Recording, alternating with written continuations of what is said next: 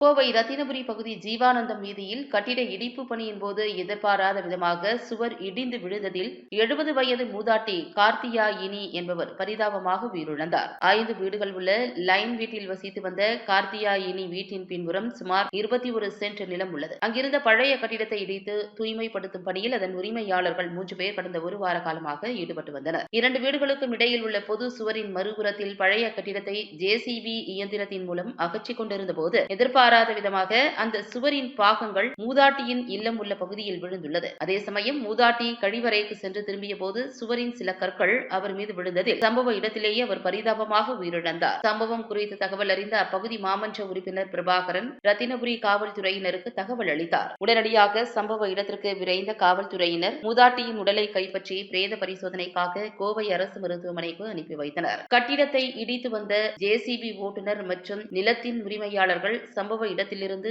தப்பியோடிய நிலையில் இது தொடர்பாக வழக்கு பதிவு செய்துள்ள ரத்தினபுரி காவல் நிலைய அதிகாரிகள் தீவிர விசாரணை மேற்கொண்டு வருகின்றனர்.